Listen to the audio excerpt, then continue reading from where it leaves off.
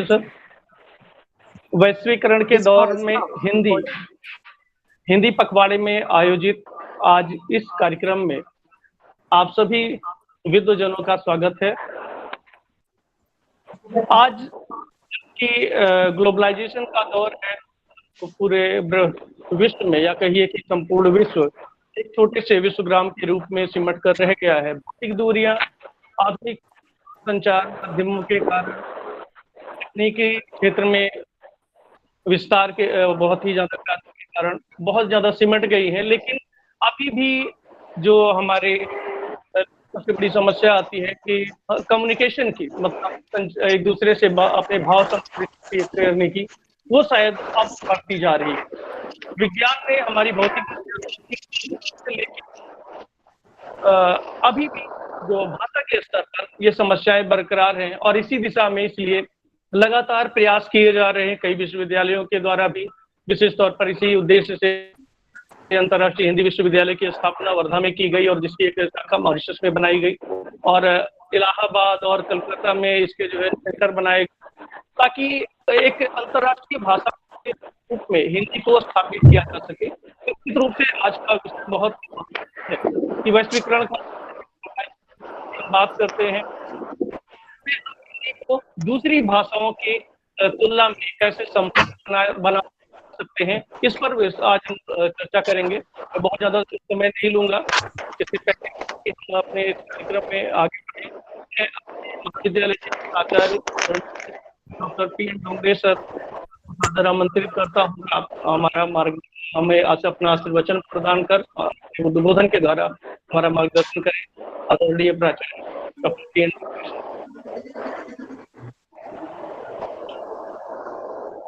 धन्यवाद अमित जी,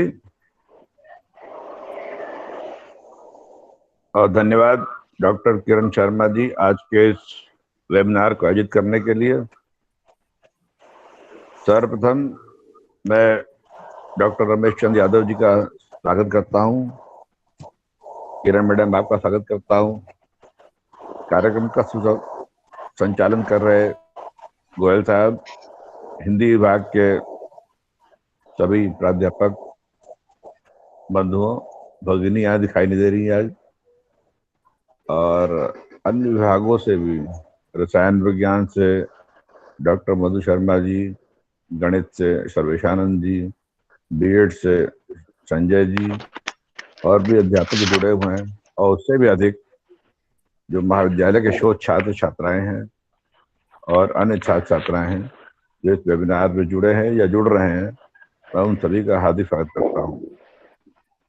मेरे ख्याल से इसमें 25 से 30 लोग इस कार्यक्रम में जुड़ चुके हैं और निश्चित रूप से एक अच्छी शुरुआत है। हिंदी दिवस के पखवाड़े में आज दिनांक 20 सितंबर को भूमंडलीकरण या वैश्वीकरण के इस युग में हिंदी की महत्ता पर परिचर्चा करने के लिए हम लोग यहाँ पे एकत्रित हुए हैं। निश्चय ही यह एक चर्चा का विषय है कि हिंदी को किस तरह से वैश्वीकरण के दौर में स्थापित किया जाए। जहाँ तक मुझे समझ आता है कि कोई भाषा समय के साथ परिवर्तित होती रहती है और समय के साथ उनमें शब्दों का समावेश होता रहता है। अब पुराने शब्दों को भाषा से कुछ समय के लिए अलग भी किया जाता है। मैं अमित गोयल जी को कई दिन से सुन रहा हूँ, कई कार्यक्रम संचालित किए। इनके जो भाषण होता है, जो ये बोलते हैं, उनमें दो शब्द बहुत आते हैं। एक आता है दरअसल और दूसरा आता है बरकरार। इन दो शब्दों का बहुत प्रयोग करते हैं ये लोग, और मुझे लगता है कि दो शब्द उनके भाषण को कुछ नयापन देते हैं और हम लोग उनका बोला हुआ पसंद करते हैं। दरअसल शब्द का प्रयोग वो अक्सर ऐसे समय करते हैं जब कुछ समस्या होती है और बहुत ही मधुर ढंग से उस समस्या का समाधान करते हुए वो दरअसल उसमें काम करते रहते हैं कि ये कार्यक्रम कैसे अच्छे से मैं चलाऊं। आज के चूंकि मैं बहुत विज्ञान वर्ग का छात्र रहा हूँ और बहुत ज्यादा मैं इस पर विचार नहीं दे सकता कि हिंदी का वैश्वीकरण कैसे किया जाए। मुझे लगता है इसके लिए कोई बहुत उत्सुक प्रयास करने की आवश्यकता नहीं है। आवश्यकता इस बात की है कि हमारा जो हिंदी में साहित्य लिखा जा रहा है वो सभी विषयों में लिखा जाए। हर विषय का साहित्य जो अंग्रेजी में लिखा जा रहा है, उस साहित्य को अगर लिखने वाला व्यक्ति हिंदी में उसको अनुवाद करने में या लिखने में समर्थ नहीं है, तो एक सिस्टम, एक ऐसी व्यवस्था का विकास होना चाहिए कि विद्वत्ता के हर पहलू का हिंदी में अनुवाद जरूर हो और वो एक अल्टरनेटिव सोच के रूप में हमेशा उपलब्ध रहे, कम से कम हमारे भारत में, और आज के जमाने में इंटरनेट पे वो चीज जरूर उपलब्ध रहे। हम सभी भारतीय लोग, विशेषकर जो हिंदी भाषी क्षेत्र के हैं, वो हिंदी में सोचते हैं। हम लोग भी कहते हैं कि हम लोग अंग्रेजी में पढ़ाते हैं, साइंस वाले टीचर्स ज्यादातर अंग्रेजी में पढ़ाते हैं, लेकिन हम सोचते हैं हिंदी में ही है। तो हमारी जो जन्म की भाषा है, हमारे जो घर की भाषा है, हमारे जो परिवार की भाषा है, हमारे समाज की भाषा है, वही हमारे सोचने की भाषा होती है। और जैसे जैसे हम अपने विश्व में अपना दायरा बढ़ाएंगे, भारत का महत्व जैसे जैसे बढ़ेगा, वैसे वैसे हिंदी का वैश्वीकरण अपने आप होता जाएगा। जब कभी हमारे प्राइम मिनिस्टर लोग, प्रधानमंत्री लोग, चाहे वो अटल बिहारी वाजपेयी जी रहे हों, चाहे मौजूदा प्रधानमंत्री रहे हों, जब कभी विश्व स्तर पर हिंदी से भाषण देते हैं, तो हम सब गौरव से अपना सीना चौड़ा कर लेते हैं। इसलिए कि हम सभी जानते हैं कि वहां जो लोग बैठे हुए हैं वो हिंदी नहीं समझ रहे हैं, लेकिन देश के सम्मान को, देश के आत्मा को लोगों तक पहुंचाने के लिए वो इस तरह के कार्य करते हैं। वैश्विक मंचों पर हिंदी में ही भाषण देते हैं और इंटरप्रेटर्स उसका अनुवाद अंग्रेजी में या अन्य भाषाओं में करते रहते हैं। वो इसलिए दिखाना चाहते हैं कि नहीं, हमारा देश है, हमारी संस्कृति है, हमारी एक भाषा है, उस भाषा पे हमें गर्व है और हम चाहते हैं कि दुनिया में हिंदी को लोग जाने। कम से कम इस तरह की चीजों से ही एक छोटी सी घटना मान सकते हैं इसको कि यदि एक प्राइम मिनिस्टर ने 2 साल में यूनाइटेड नेशंस में हिंदी भाषण दिया, मान लीजिए बहुत छोटी घटना हो सकती है, तो इसका इम्पैक्ट बड़ा होता है। और वो इम्पैक्ट का तब बड़ा होता है जो देश के प्राइम मिनिस्टर की विशेष योग्यता हो कि वो वैश्विक मंच पर अपने विचार रखना चाह रहा है। उस समय जब वो अपने विचार रखता है वैश्विक मंच पर और देश की जो योग्यता है, विशिष्टता है, उस विशिष्टता को सामने रखता है, तो हिंदी अपने आप वैश्वीकरण के मंच पर स्थापित होने लगती है। लेकिन हम सब का क्या काम है? हमें यही काम है कि हम हिंदी भले अपना शुद्ध भाषा में हिंदी बोलना लिखना सीखें। अक्सर बैंकों में लिखा रहता है कि हिंदी बोलने से डरे, हिचकिए नहीं, हिंदी बोलने से ही आएगी। तो हिचकना क्या है, लेकिन हिचकिए रही, लेकिन ऐसा भी नहीं हिचकिए कि कुछ भी अनाप शनाप अशुद्ध उच्चारण का प्रयोग करते हुए आगे बढ़े। हमें ये देखना होगा कि हमारी जो भाषा है उसको हमारा नियंत्रण हो। अगर उसमें हम अन्य भाषाओं का भी प्रयोग करें, अन्य भाषाओं के शब्दों का प्रयोग करें, वो भी इतना मधुर ढंग से होना चाहिए कि सामने वाले को उस शब्द का अर्थ न पता हो, तब भी वो भाषा के लालित्य में उस शब्द का अर्थ जान जाए और आपकी बात का अर्थ वो समझ पाए। मतलब मेरा कहने का तात्पर्य यही है कि हिंदी को बहुत बंधन में नहीं डालना है हमको। मेरे विचार से हिंदी को मुक्त रखना है, विभिन्न भाषाओं के शब्दों का प्रयोग करते हुए इसको आगे बढ़ाना है। हमारे जो हिंदी भाषी क्षेत्र के लोग अन्य क्षेत्रों में जो कार्य कर रहे हैं, वो भी उन क्षेत्र की भाषाओं में भी ये शब्दों का भी प्रयोग हिंदी में करना शुरू करेंगे अगर अपने साहित्य में, तो निश्चित रूप से देश में अंदर हिंदी की, अनिल सरोज जी को आप लोग निकालिए मीटिंग में से कि वो कर रहे हैं, प्रेजेंट कर रहे हैं। अमित गोयल जी, अनिल सरोज जी को रिमूव कीजिएगा।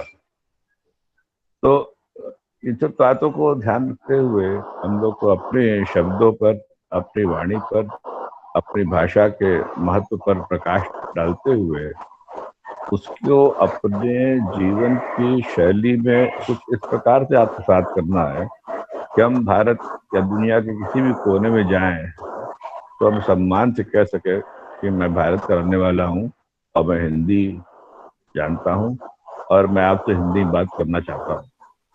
निश्चित रूप से इस देश का सम्मान बढ़ा रहेगा, विश्व स्तर पर देश की पहचान रहेगी, तो हिंदी को भी लोग महत्व देंगे। तो मेरे हिसाब से अगर वैश्वीकरण की बात कर रहे हैं तो कंप्यूटराइजेशन में हिंदी का प्रयोग करने की बहुत आवश्यकता है। देश में इस पर कार्य भी चल रहा है बहुत, और मुझे बड़ा गर्व होता है कि हमारे हिंदी विभाग के गोयल जी सबसे अधिक वेबिनार इस बार करा चुके हैं ऑनलाइन एजुकेशन में। उन्होंने बहुत अच्छा काम किया है, वो एक्सपर्ट के रूप में जाने लग गए हैं पूरे उत्तर प्रदेश में, हायर एजुकेशन में वो एक्सपर्ट के रूप में जाने लग गए। तो हम लोग को ऐसे ही चीजें करनी होंगी, अपने आप को भाषा के साथ अन्य चीजों को भी जोड़ना होगा और उस भाषा में भी अन्य भाषा के शब्दों को जोड़ते हुए एक नई हिंदी या हिंदुस्तानी जिसको आप लोग कहते हैं उसका प्रयोग करते हुए आगे बढ़ना होगा। मैं आप सभी को एक बार पुनः धन्यवाद देता हूँ कि आज आपने इस कार्यक्रम का आयोजन किया, और अमित जी से अनुरोध करता हूँ कि अपने अगले वक्ता को आमंत्रित करें। जय हिंद, जय भारत। थैंक यू सर, आपका बहुत बहुत धन्यवाद सर, हम सभी का मार्गदर्शन करने के लिए। और विशेष तौर पर मेरी आदतों में शुमार हो गई है शायद कुछ शब्द, और उसके ज्ञात करने के लिए शायद मुझे भी इतना ज्ञात नहीं है कि मैं शब्द विशेष का प्रयोग कर रहा हूँ, लेकिन आपका जो है ऑब्जर्वेशन भी अच्छा है सर। और आपने बहुत ये था कि हम भले ही दूसरे विषयों पर या दूसरे विषयों को पढ़ते या पढ़ाते हैं, लेकिन हम जो उसके बारे में सोचते हैं, अपनी मातृभाषा अपनी हिंदी के बारे में सोचते हैं। और शायद यही एक वजह भी रही कि 14 सितंबर 1949 को जब पहली बार हिंदी को राजभाषा का दर्जा मिला था, उसके बाद और उसके पहले संविधान निर्माताओं ने इसको बहुत ज्यादा महत्व दिया है। और अगर हम देखें तो 395 अनुच्छेद जो संविधान में, उसमें से लगभग 11 अनुच्छेद हैं जो सीधे तौर पर जिसका संबंध भाषा से है। और भारत के संविधान में जो 18 भाग है उसमें से 17वां भाग तो पूरी तरह से भाषा संबंधी ही दिया गया है, क्योंकि विशेष तौर पर हमारे जो संविधान निर्माता थे उस बात को जानते थे कि यहाँ की भाषाओं को, भाषा को आगे बढ़ाए बिना हम अपनी कला, संस्कृति और अपने सांस्कृतिक धरोहर को सुरक्षित नहीं रख सकते हैं।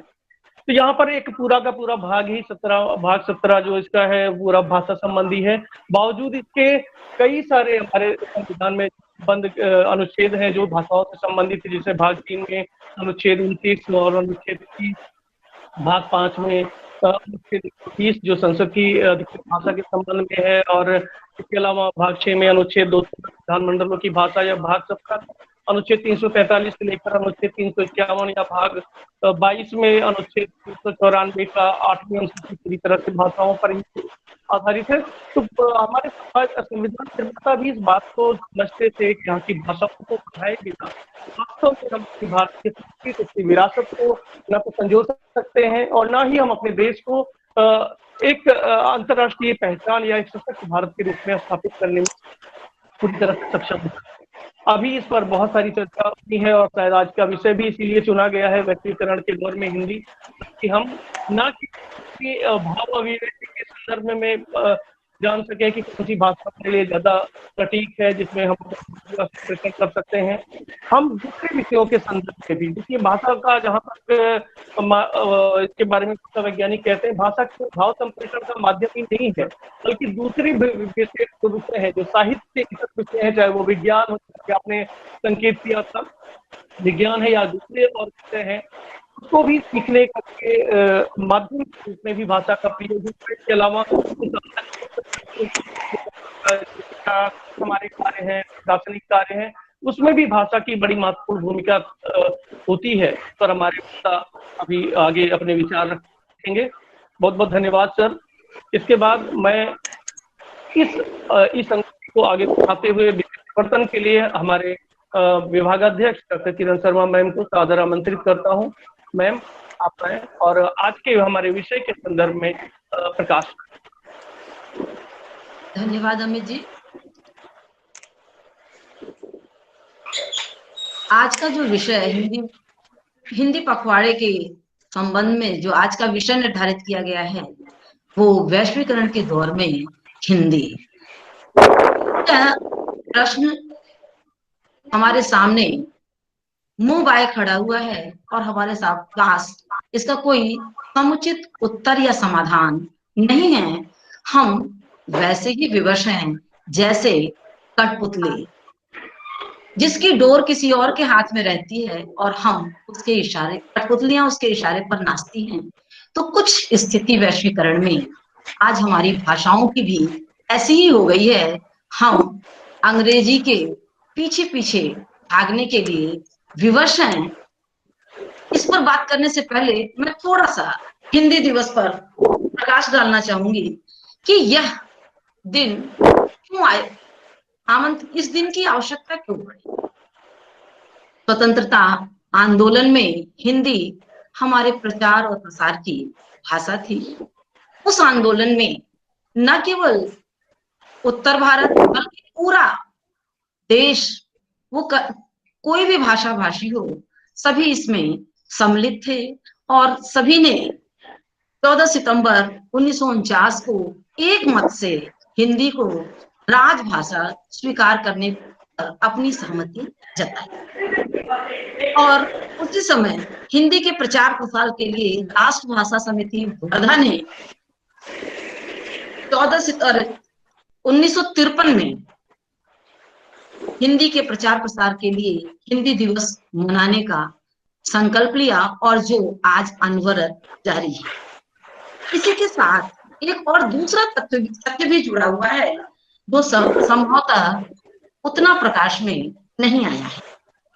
इसी दिन हिंदी के पुरोधा जवाहर राजेंद्र सिंह का 50वां जन्मदिन भी मनाया जाता है और जवाहर राजेंद्र सिंह ने हिंदी को राजभाषा बनाने के लिए एक लंबी लड़ाई लड़ी थी।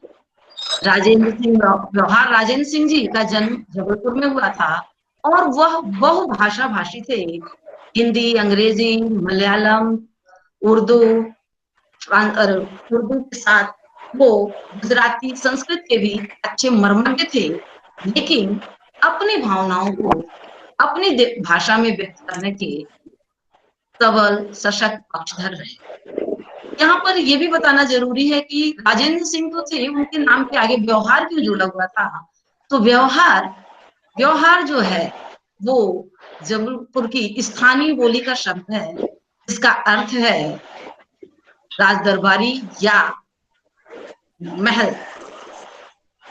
26 जनवरी 1950 को जब संविधान लागू हुआ तो उसके अनुच्छेद 343 के तहत देवनागरी हिंदी के लिए निर्धारित की गई और ऐसे में हम कब तक देवनागरी से जुड़े रहे और कब देवनागरी हमारे हाथों से फिसलती जा रही है, इस पर भी हमें विचार करना होगा। जिस वैश्वीकरण की हम बात कर रहे हैं वह वैश्वीकरण हमारा नहीं है, ये यूरोपीय देशों की एक सोची समझी चाल। क्योंकि हमारा जो वैश्वीकरण है वह वसुधैव कुटुंबकम पर आधारित है, इसमें सभी का साथ और सभी का विकास की बात की जाती है। लेकिन की बात की जाती है हमारे वसुधैव कुटुंबकम का चरित्र उदार है, लेकिन यह जो वैश्वीकरण है ये पूंजीवादी देशों का जय घोष है, जयनाद है। इसने पूरे दुनिया को दो वर्गों में विभाजित कर रखा है, अमीर देश और गरीब देश। इसमें सबसे खराब स्थिति तीसरी दुनिया की है जो गुलामी के बाद आजाद हुए, अंग्रेजों के वो उपनिवेश रहे और इसी औपनिवेशिक दासता का प्रतिफल हम आज भी भोग रहे हैं, जिसे हम अंग्रेजी कहते हैं। लेकिन हमारी विवशता ये है कि हम इससे बच नहीं सकते। हम क्या, ये पूरा विश्व इसके माया जाल से बच नहीं सकता है। हमें उसी के अंदर अपनी भाषा, बोली, संस्कृति सभी का विकास करना है। इसलिए ने ऐसा बाजार का ऐसा घटाटोप रचा जिसमें सबसे ज्यादा नुकसान हमारी सर्जनात्मक भाषा का हुआ है।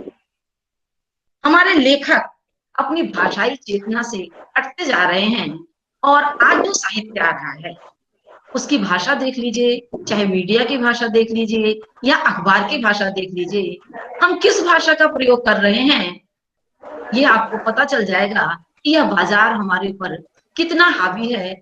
वह जो हमें सोचता दिखाता है, जो कहता है, जो खाने के लिए हमें प्रेरित करता है, हम वैसा ही खाते हैं, सोचते हैं, रहते हैं, पहनते हैं। उसका फॉर्मूला है जो मैकाले का कवि था कि इन्हें अपनी भाषाओं से काट दो, फिर इनकी संस्कृति नष्ट कर दो, ये स्वतः हमारे गुलाम बन जाएंगे, हमारे उपनिवेश बन जाएंगे। तो किसी ने ठीक ही कहा है कि किसी देश को यदि गुलाम बनाना हो तो उसकी भाषा को समाप्त कर दो, उसकी संस्कृति, भाषा के साथ उसकी संस्कृति समाप्त हो जाएगी और संस्कृति के साथ वह देश अपनी जड़ों से कट जाएगा। और शायद आज वैश्वीकरण इसी मुहिम में लगा हुआ है। यहाँ पर एक प्रश्न और उठता है कि जो हिंदी साहित्य है प्रभुत मात्रा में लिखा जा रहा है, प्रकाशित हो रहा है, लेकिन उसकी विडंबना है कि वह आज तक नोबेल पुरस्कार की श्रेणी में क्यों नहीं। यह हमारे लिए गंभीर चिंतन का विषय है, क्योंकि हमारे यहाँ जितनी मानवीय संवेदनाओं से ओत-प्रोत साहित्य लिखा गया है, क्या प्रेमचंद हो, क्या प्रसाद हो, क्या निराला हो, या आज के इधर के हमारे लेखक हो, चाहे वो उपन्यासकार हो, चाहे कहानीकार हो या कवि हो, किसी का नाम उसकी ड्योढ़ी तक नहीं पहुंचता है, तो इस पे भी हमें विचार करना। इस वैश्वीकरण में जो बेस्ट सेलर अपने आप को कहते हैं वो किस पैमाने पर अपने आप को कसते हैं, और नोबेल पुरस्कार की कसौटी क्या है, क्या हमारे ये लेखक उस कसौटी पर खरे हो रहे हैं या उसके आसपास भी कहीं खड़े हो पा रहे हैं। यह भी इस वैश्वीकरण के दौर में सोचने और समझने की आवश्यकता पर बल देता है। हमने मान लिया है कि अंग्रेजी के बिना ज्ञान, विज्ञान, साहित्य, चिकित्सा, इंजीनियरिंग की भी किसी भी क्षेत्र में हम आगे नहीं बढ़ सकते। तो थोड़ा सा हम पीछे जाएं, अपने इतिहास पर दृष्टिपात करें, तो वहां तब अंग्रेजी नहीं थी। चाहे हमारे चरक हो, सुश्रुत हो, हमारे ज्योतिषाचार्य हो, या हमारे पुराने जितने भी मैकेनिकल इंजीनियरिंग वाले हो, जो हमारे पुराने वास्तुशास्त्र हैं, उनको देखें तो उनके पास कौन सी टेक्नोलॉजी थी, कौन सी अंग्रेजी थी, कौन सा ऐसा ज्ञान था जो उनके पास नहीं था, और हम तब प्रगति नहीं कर रहे थे। कृषि के क्षेत्र में हमारी प्रगति अच्छी थी, आज कृषि कहाँ पहुंच गई है, ये वैश्वीकरण की देन है। हमारा किसान आत्महत्या करने के लिए विवश होता जा रहा है। तो क्या ये जो हरित क्रांतियां आई या आजादी के बाद जो दौर आया, उसने हमें क्या दिया, क्या सिखाया, इस पर भी हमें, जब हम हिंदी पर बात करें तो इस पर भी हमें विचार करना होगा।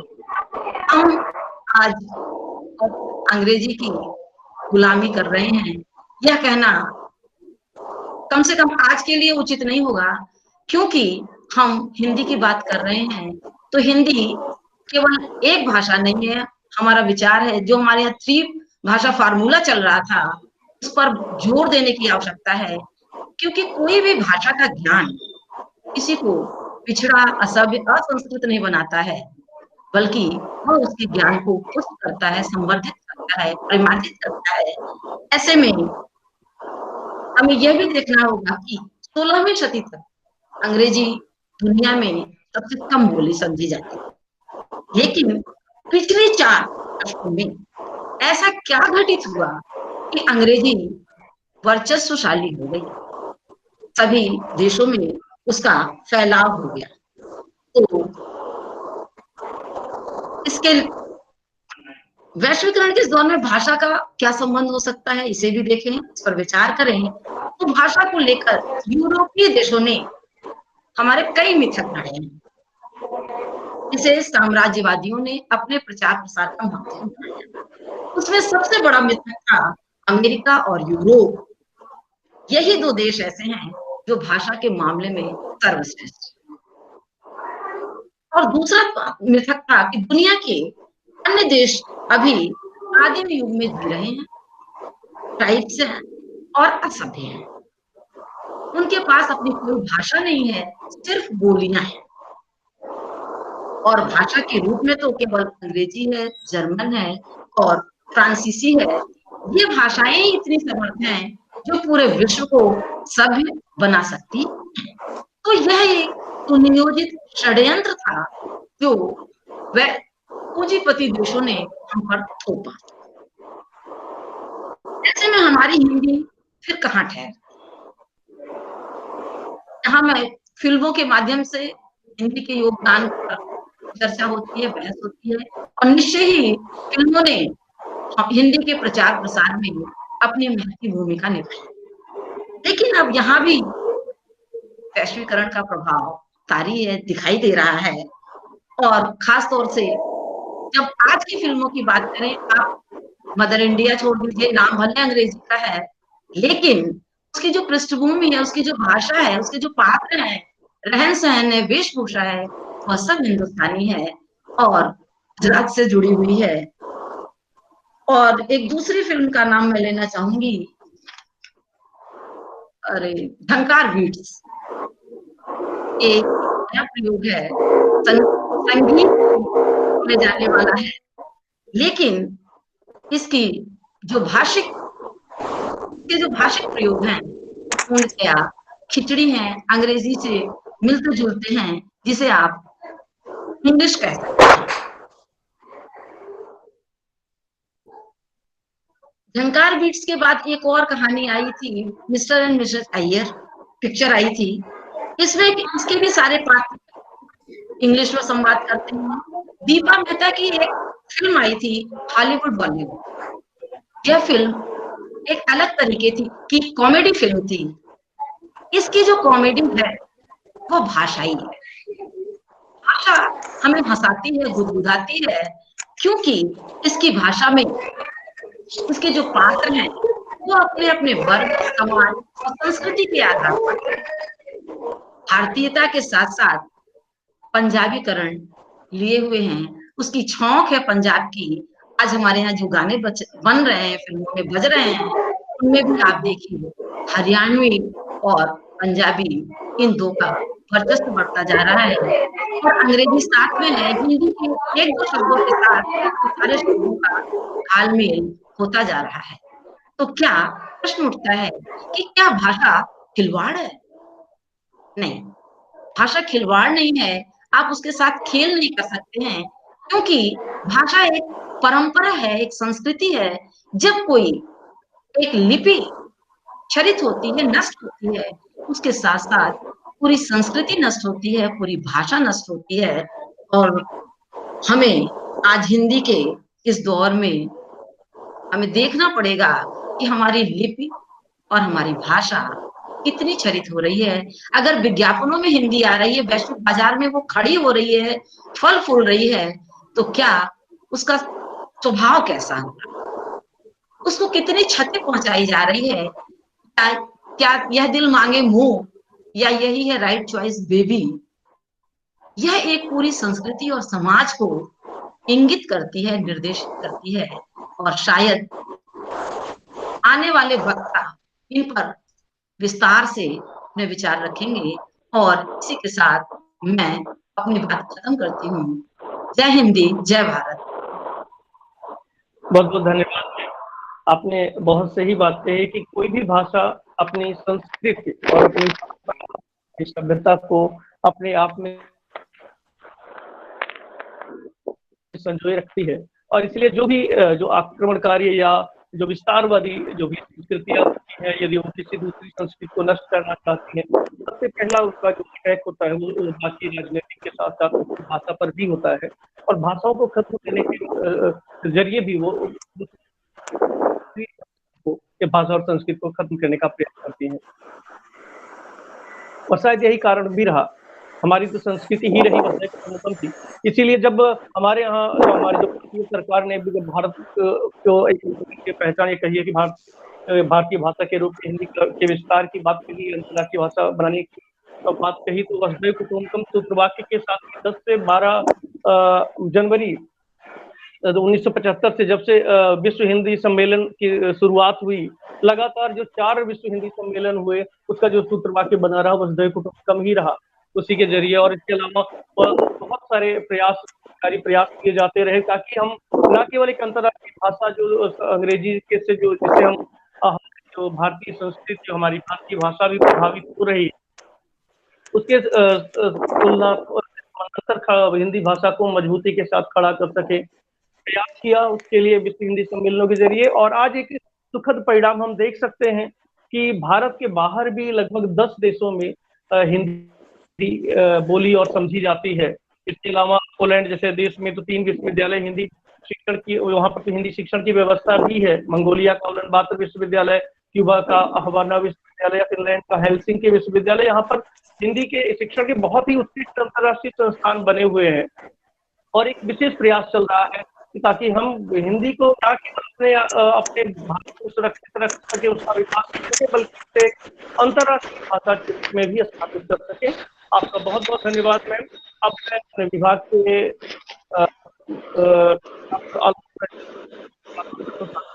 करता हूँ, आप आए और अपने विचार प्रस्तुत करें। हेलो जी सर। हाँ अमित सर, हमें इनवाइट किए हैं। अच्छा थैंक यू, धन्यवाद सर। अच्छा वो सुनाई कम पड़ रहा था। चलिए सर धन्यवाद। सभी विद्वत जनों को सादर नमस्कार और जितने भी हमारे शोधार्थी हैं विभाग के और छात्रों को हमारी शुभकामनाएं। तो बहुत सारी बातें आदरणीय प्राचार्य सर और विभाग प्रभारी डॉक्टर किरण मैडम ने आज वैश्वीकरण के दौर में हिंदी पर अपने उद्बोधन में बता दिए हैं। फिर भी मैं भी थोड़ा बहुत वैश्वीकरण के दौर में हिंदी का क्या महत्व है, क्या योगदान है, उस पर थोड़ा बहुत अपने विचार साझा करना चाहूंगा। आवाज जा रही सर? जी सर। हेलो, आवाज आ रही है सर? हाँ आवाज आ रही है? ठीक, थैंक यू सर। वैश्वीकरण की जो अवधारणा का उदय विश्व बाजारवाद के द्वारा वैश्विक अर्थतंत्र को प्रतिष्ठित करने तथा मुक्त अर्थव्यवस्था को अधिक कारगर बनाने के लिए हुआ था। वैश्वीकरण या भूमंडलीकरण ये सब भारत में लगभग 1990 के दशक से आरंभ हुए थे।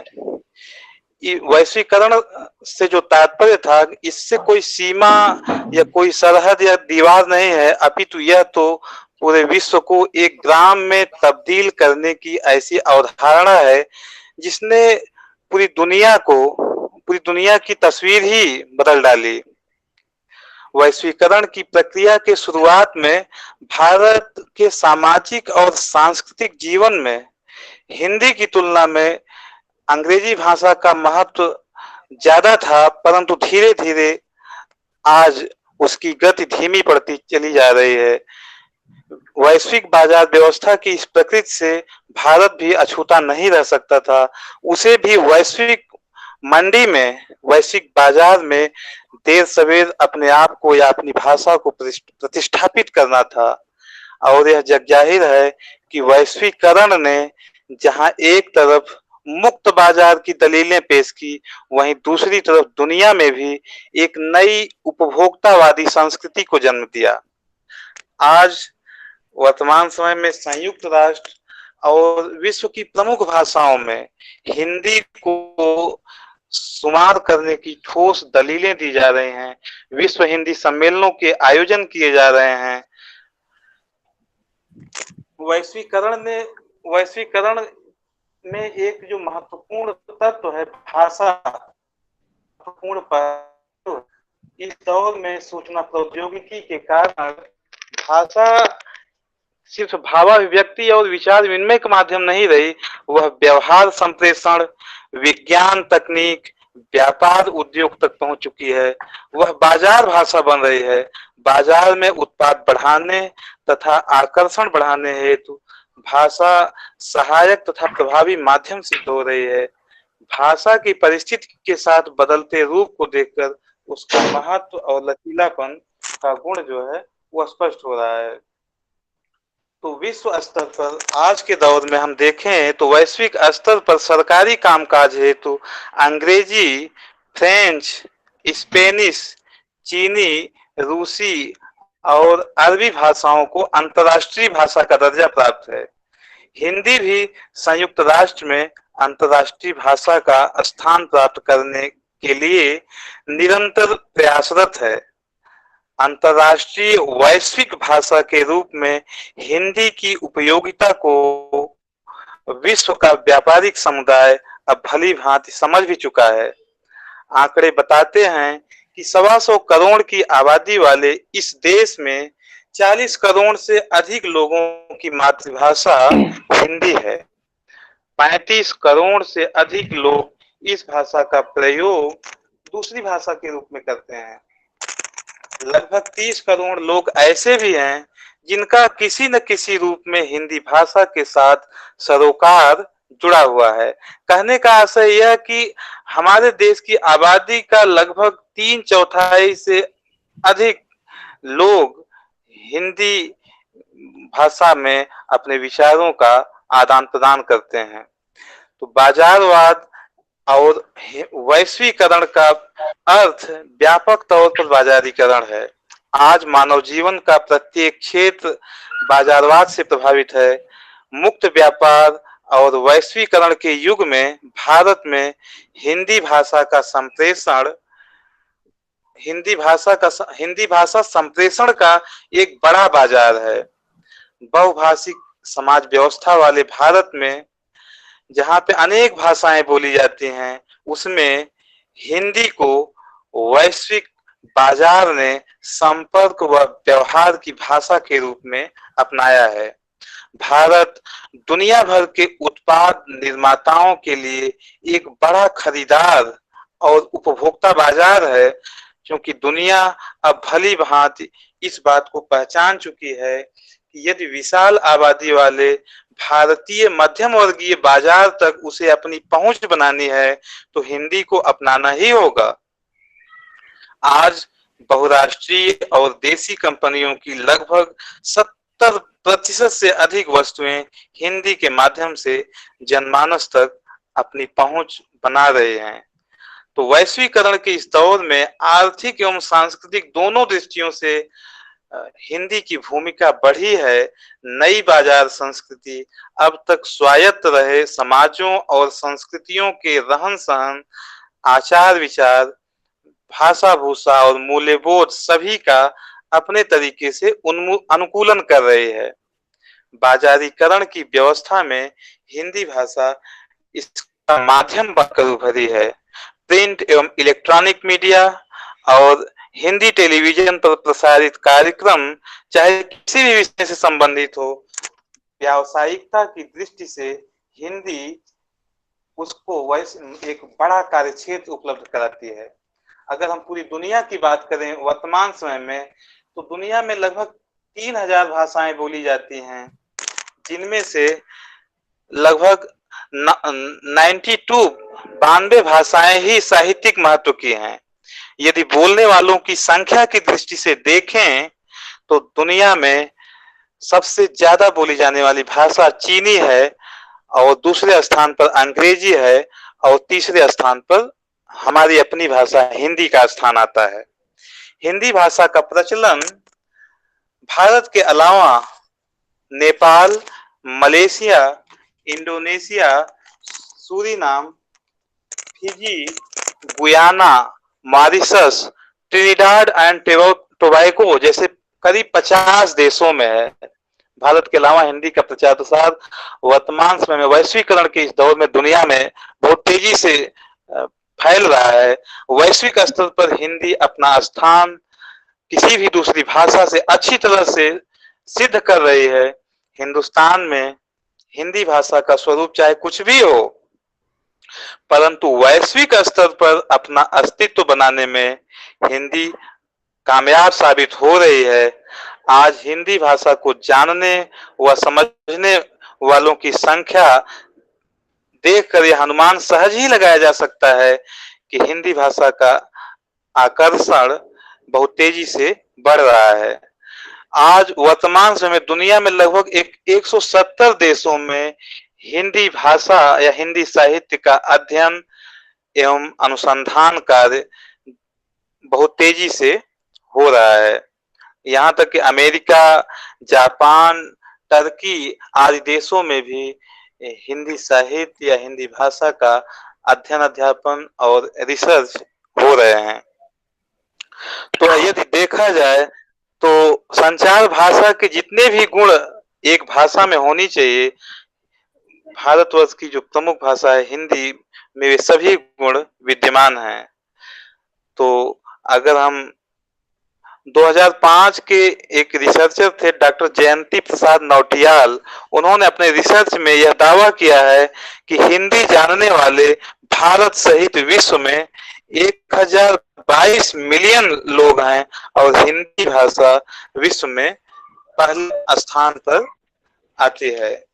तो इस तरीके से हिंदी का जो वर्तमान समय में वैश्वीकरण के इस दौर में जो प्रचार प्रसार है वह बहुत तेजी से बढ़ रहा है। वह वैश्वीकरण के कारण अपना अस्तित्व बनाने के लिए सबसे बड़ी चुनौती के रूप में अपने आप को प्रस्तुत कर रही है। तो वैश्वीकरण के परिणामों पर या बाजारवादी संस्कृति ने हिंदी की कसौटी को अपने आप पर खरा उतारा है।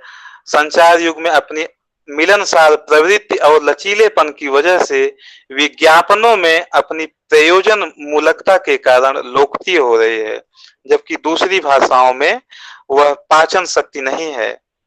कई भाषाओं के मिश्रण से अपना रूप निखार कर फिर से वह समाज में, बाजार में अपने आप को सिद्ध कर रही है। विदेशी भाषाओं को भी प्रासंगिक तौर पर अपने में समाहित कर अपनी वैज्ञानिकता और व्यावहारिकता, प्रयोजन मूलकता और सरलता के कारण वह जनरुचि का विषय बन चुकी है। तो लगभग हम पिछले 50 वर्षों की अगर हिंदी की शब्द संपदा पर बात करें तो उसकी शब्द संपदा में बहुत विस्तार हुआ है, उतना विश्व की अन्य किसी भी भाषा में नहीं हुआ। आज अगर शब्द संपदा की दृष्टि से बात की जाए तो हिंदी संसार की सबसे समृद्ध भाषा कहलाती है। अंग्रेजी की तुलना में जहां अंग्रेजी के मूल शब्द 10,000 हैं, वहां हिंदी के 2,50,000 से भी अधिक शब्द इस समय उपलब्ध होते हैं। इस तरह शब्द संपदा से भी हिंदी समृद्ध है। तो भारत की अस्मिता मानवीय मूल्यों की भाषा के रूप में धर्म, संस्कृति और वाणिज्य के विभिन्न स्तर पर वसुधैव कुटुंबकम का सफलता से संदेश प्रचारित करने वाली भाषा के रूप में हमारी राजभाषा हिंदी वो निरंतर सफल हो रही है। इन्हीं शब्दों के साथ मैं अपनी वाणी को विराम देना चाहूंगा। धन्यवाद। धन्यवाद गोयल सर और सभी विद्वजनों को भी। आगे के कार्यक्रम के लिए मैं गोयल सर से अनुरोध करूंगा तो कार्यक्रम को आगे बढ़ाएं। बहुत बहुत धन्यवाद। धन्यवाद। आपने बहुत ही महत्वपूर्ण जानकारी दी और आपने सही कहा, बताया कि भाषा केवल भाव संप्रेषण का माध्यम नहीं है, इसलिए केवल साहित्य सृजन करके या उत्कृष्ट साहित्य की रचना करके ही हम किसी भी भाषा को अंतर्राष्ट्रीय, जबकि आज ग्लोबलाइजेशन का दौर है और यह बिल्कुल भी संभव नहीं है कि हम वैश्वीकरण की या इस बाजारीकरण की प्रक्रिया में हम अपनी मातृभाषा हिंदी या राजभाषा हिंदी को आने से रोक दे या उसका प्रभाव पूरी तरह से रोक दे। ये हिंदी को भी इस वैश्विक बाजार में आना ही है। तो यहाँ पर जो भाषा के स्तर पर केवल साहित्य सृजन करके भाषा का, हिंदी भाषा को बचाया नहीं जा सकता है। भाषा का जैसे मैंने भी जिक्र किया था कि भाषा भाव संप्रेषण के माध्यम के साथ साथ अन्य भाषा, अन्य साहित्य और ज्ञान विज्ञान कलाओं संस्कृत को सीखने का माध्यम भी है। इसके अलावा जो हमारे प्रशासनिक कार्य और दूसरे जो प्रकारात्मक कार्य है, जो प्रयोजन मूलक भाषा जिसे हम कहें, आज जो अध्ययन का हिंदी साहित्य में भी अध्ययन का बड़ा प्रमुख विषय है, इस पर भी जब तक कार्य नहीं किया जाएगा तब तक शायद इस ग्लोबलाइजेशन के दौर में हिंदी को आगे बढ़ाने का उचित मार्ग नहीं मिल पाए। और यही शायद भाषाओं के संदर्भ में, बाकी संदर्भ में भी लागू भी होता है कि जैसे पिछले 50 वर्षों में लगभग 200 भारतीय भाषाएं लुप्त हो गई है। यूनेस्को के आंकड़े को अगर हम माने तो लगभग 170 भाषाएं अब लगभग लुप्त हो गई है। और भी बहुत सारी भाषाएं हैं जो केवल भाव संप्रेषण का माध्यम बनी रही, जिनमें साहित्य भी बहुत कम रचा गया, और बाकी जो दूसरे कार्य थे ज्ञान विज्ञान को अर्जित करने का या फिर प्रयोजन मूलक, तो शायद स्वरूप को ग्रहण नहीं कर पाए, प्रयोजन मूलक अपने सिद्ध नहीं कर पाए, तो वो लुप्त प्राय होने की कगार पर है। और यह एक बड़ा कारण भी है। सरकार आज नई शिक्षा नीति लागू कर रही है, उसमें जो समाज की भाषाओं, कला और संस्कृति के संवर्धन के लिए विशेष प्रयास कर रही है, उसे टेक्नोलॉजी से जोड़ रही है, ताकि हम इसके जो प्रयोजन मूलक पक्ष है, इसका जो शासन प्रशासन से संबंधित है, जो हमारे व्यवहार का माध्यम हो सकता है, वाणिज्य व्यापार का माध्यम हो सकता है, जिसके जरिए इसका विस्तार ज्यादा आसानी के साथ हो जाएगा, उस पर उससे जोड़ने का प्रयास कर रही है इस नई शिक्षा नीति में। आपका बहुत बहुत धन्यवाद सर।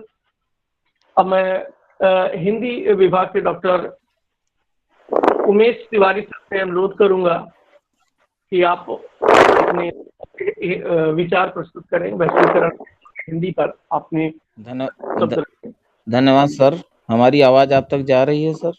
जी सर। हेलो, हमारी आवाज आप तक अमित सर पहुंच रही है? हाँ सर, आ रही है, आवाज आ रही सर। धन्यवाद सर। सभी जो है विद्वज्जनों को मेरा सादर प्रणाम एवं सभी विद्यार्थियों को मेरी हार्दिक शुभकामनाएं। और बहुत सारी बातें हमारे आदरणीय प्राचार्य जी, हमारे विभागाध्यक्ष मैडम और अमित गोयल और आलोक सर ने जो है बहुत सारी चीज़ें बताई, लेकिन सवाल इस बात का है कि जो हमारा मूल विषय है कि वैश्वीकरण के दौर में हिंदी कि कैसे हम उसको मजबूती प्रदान करें, सबसे बड़ी बात तो है। लेकिन एक आपने ध्यान दिया होगा, मैं छोटी छोटी बातें इस पे केवल चर्चा करूंगा कि आज के हम सभी लोग चलभाष के माध्यम यानी मोबाइल के माध्यम से आपस में जुड़े हुए हैं। तो कभी आप ध्यान दिए होंगे जब कस्टमर केयर पे हम लोग फोन करते हैं, वहाँ एक ऑप्शन आता है, अंग्रेजी के लिए 1 दबाएं और हिंदी के लिए 2 दबाएं। तो आप देखिए कि जो वैश्वीकरण की भाषा, जो विश्व भाषा अंग्रेजी बनी, आज भी उससे हम मुक्त नहीं हो पाए हैं। दूसरी बात, वर्तमान समय में हिंदी की क्या दशा है, कैसे उसको उन्नत बनाया जाए, चूंकि जिसे किरण मैडम ने बताया कि हमारी जो है अगर भाषा मजबूत होगी तो हमारी संस्कृति भी मजबूत होगी, हम विश्व पटल पर अपने आप को और अधिक उन्नत माध्यम से अपने विचार, अपनी संस्कृति को व्यक्त कर सकते हैं। तो उसका छोटा सा उदाहरण विगत 3-4 महीनों में जो गुजरा है, बस उसी पे मैं केवल चर्चा करूंगा कि जैसा कि हिंदी प्रदेश राज्यों में आज आप देखेंगे कि उसकी कितनी दुर्दशा हो रही। इसका अंदाजा आप यूपी बोर्ड की हाई स्कूल और इंटर की परीक्षाओं में इस वर्ष 8 लाख परीक्षार्थी हिंदी में फेल होने से लगाया जा सकता है, जबकि यह हमारी मातृभाषा है।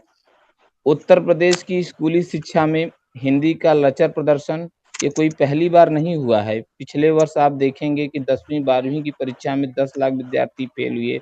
2018 में यूपी बोर्ड में आप देखेंगे तो 11 लाख से अधिक विद्यार्थी असफल रहे। हिंदी की कुछ ऐसी स्थिति अन्य हिंदी भाषी राज्यों में भी है। हिंदी की चिंतित करने वाली इस दशा का एक कारण तो यही है कि किशोर और नौजवान जो हैं हमारे वर्तमान हिंदी के पाठ्यक्रम को गंभीरता से नहीं लेते हैं। हम बड़ी बड़ी बातें तो जरूर करते हैं, लेकिन जो है वर्तमान पीढ़ी उसको बहुत गंभीरता से नहीं ले रही है। उनके अभिभावक भी इस विषय में गंभीरता से नहीं लेते हैं। विभिन्न प्रतियोगी परीक्षाओं में आप देख लीजिए, इंजीनियरिंग, मेडिकल की प्रवेश परीक्षाओं में हिंदी को अनिवार्य किया गया होता तो कोई भी अभिभावक जो है या कोई भी विद्यार्थी हिंदी को कम प्राथमिकता नहीं देता। बच्चे भी जो है हिंदी को अधिक गंभीरता से नहीं पढ़ते हैं। प्राथमिक कक्षाओं में सबसे पहले अंग्रेजी को अधिक पढ़ाया जाता है, फिर बाद में हिंदी को पढ़ाया जाता है।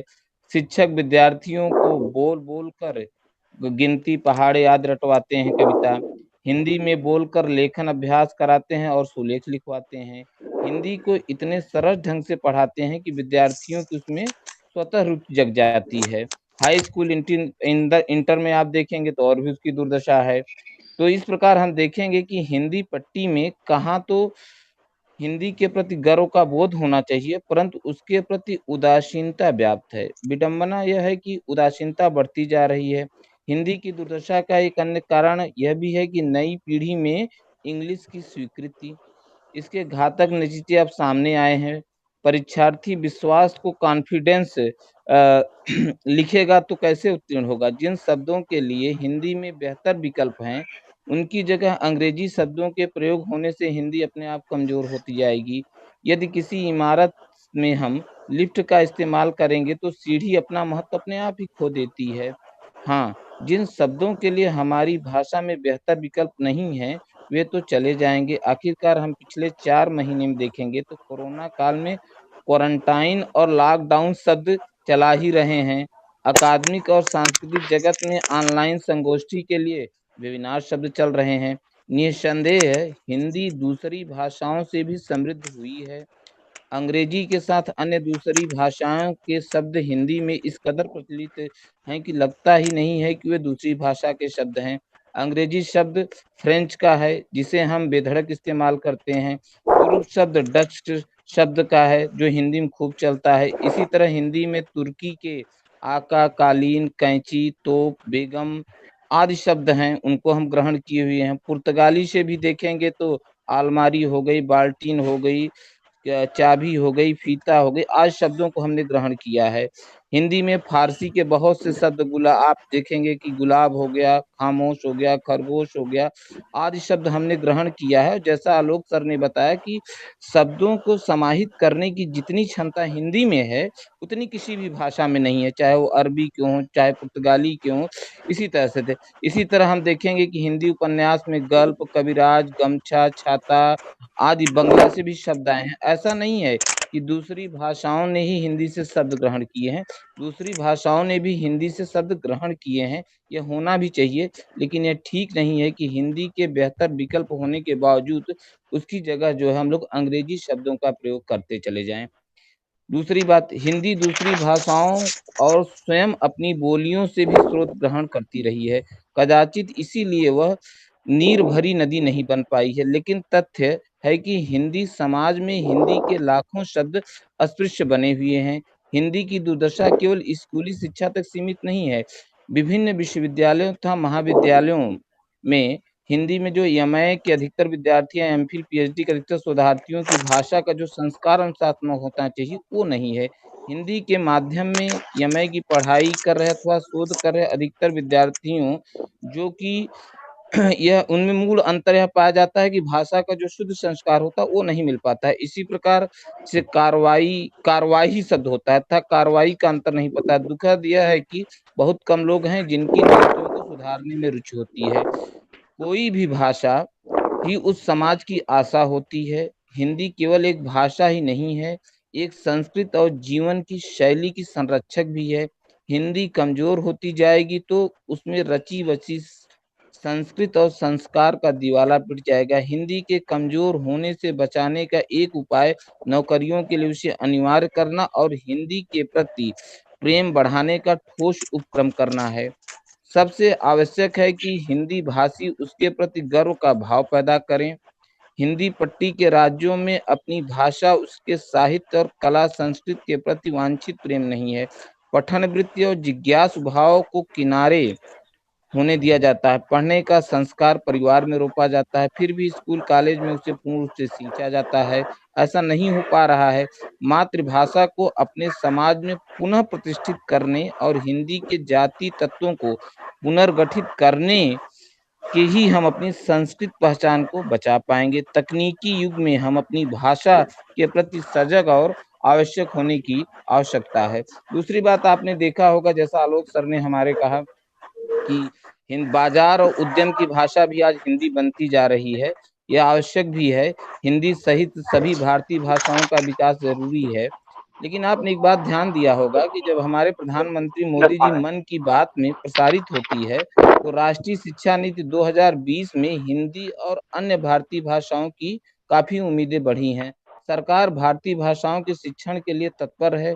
रोजगार के अवसरों के लिए भी शिक्षा नीति में मातृभाषा में प्राथमिक शिक्षा देने का उल्लेख भी है और इसके साथ ही सभी क्षेत्रीय भाषाओं में शिक्षण की व्यवस्था की बात कही गई है। तो भाषा शिक्षण की गुणवत्ता बढ़ाने की बात इसमें महत्वपूर्ण है, लेकिन भाषा प्रसार, उपयोग और राजभाषा के प्रति निष्ठा संवर्धन का काम अकेले सरकार का ही नहीं है। हम भारत के लोग स्वयं ही अंग्रेजी की ग्रंथ से मुक्त होने का निश्चय करना होगा। एक भाषा के रूप में अंग्रेजी से कोई बैर नहीं है, लेकिन अपनी मातृभाषा की अवहेलना भी नहीं होनी चाहिए। अंग्रेजी श्रेष्ठता की हमारी हीन ग्रंथ ने भारी सांस्कृतिक क्षति की है, जैसा कि आपकी किरण मैम ने हमारी भी बताया। तो इसलिए जो है आज के दिन हम लोगों के संकल्प लेने की आवश्यकता है कि हमें जो है वैश्विक स्तर पर और साथ साथ अपनी जो जिसको कहते हैं लोकल क्षेत्रीय स्तर पर भी जो है अपनी भाषा को जो है समृद्ध करना होगा। धन्यवाद अमित सर। बहुत बहुत धन्यवाद सर। हेलो जी सर, धन्यवाद। बहुत धन्यवाद, आपकी महत्वपूर्ण जानकारी दी।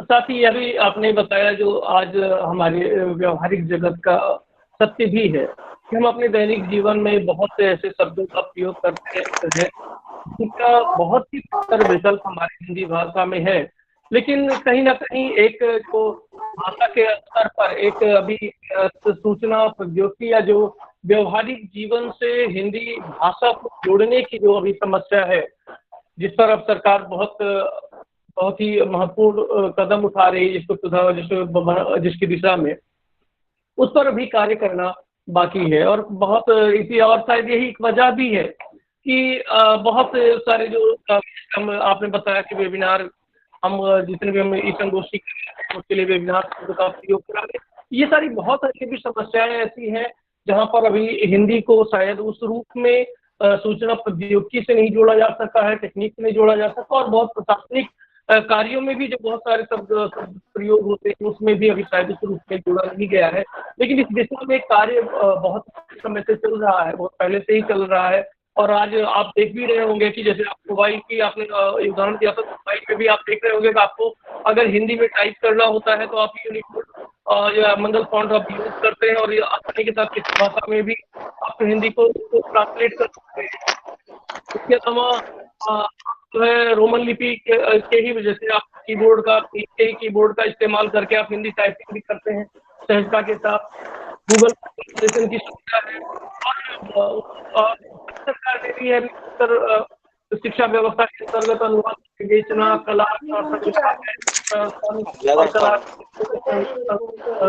ग्राफिक डिजाइन, वेब डिजाइन, तमाम इस संदर्भ में भारतीय जो भाषाएं हैं, हिंदी भाषा है, इसको बढ़ावा देने का प्रयास किया है कि सूचना क्रांति के दौर में ऐसे प्रौद्योगिकी के साथ जोड़ा जा सके जिससे हमारी जो हिंदी भाषा है वो शीघ्र ही नंबर 1 पर आ जाए, या कहिए कि अंतर्राष्ट्रीय भाषा के रूप में स्थापित हो जाए।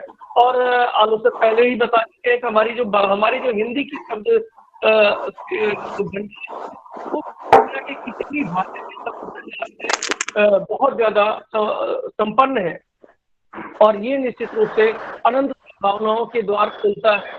और निश्चित रूप से जब हम केवल भाषा या भाव संप्रेषण या साहित्य से आगे निकलकर विभिन्न ज्ञान विज्ञान के क्षेत्रों से हिंदी को जोड़ते हुए और इसे हम प्रयोजन जितना ज्यादा बनाते जाएंगे, निश्चित रूप से हमारी जो हिंदी अंतर्राष्ट्रीय भाषा की प्रथम स्थान पाने बहुत समस्या नहीं आएगी।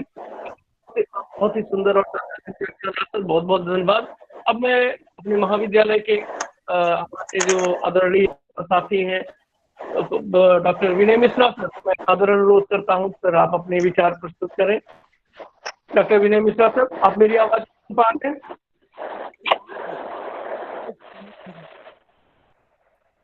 हेलो हेलो डॉक्टर विनय जी सर, हमारी आवाज सुनाई दे रही सर? जी सर। अच्छा सर, थैंक यू। आवाज आ रही विनय जी? अच्छा, धन्यवाद सर, नमस्ते। हेलो जी सर।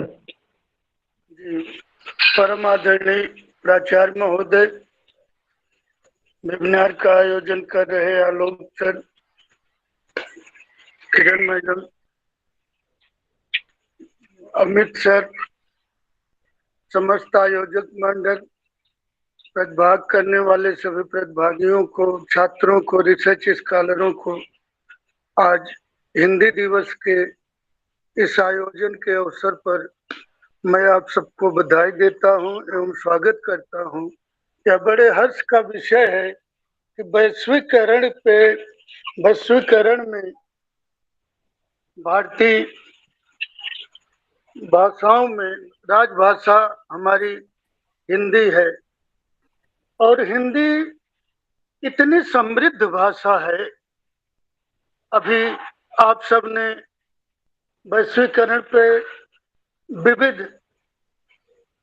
विधाओं से विचार व्यक्त किए अपने, और अब क्या हिंदी की वास्तविक स्थिति हो सकती है, वैश्वीकरण में क्या स्थान है, क्या हमारा गौरवपूर्ण इतिहास रहा है हिंदी की समस्त विधाओं में, चाहे वह काव्य हो, महाकाव्य हो, चाहे वो उपन्यास हो, चाहे वो रिपोर्टाज हो, डायरी हो, या नाटक की विधाएं हो, गद्य पद्य या नाटक की अनन्य विधाएं हो, या बोलचाल की भाषाएं हो, लेकिन सबसे बड़ी महत्वपूर्ण भाषा ये है कि जैसे हिंदी के इस गौरवपूर्ण समृद्धशाली इतिहास, तो संस्कृत समृद्ध, उत्कृष्ट, रोचक, कर्णप्रिय, विशाल रचना धर्मिता के बीच भी साहित्य के अनन्य विधाओं का प्रस्फुटन हुआ,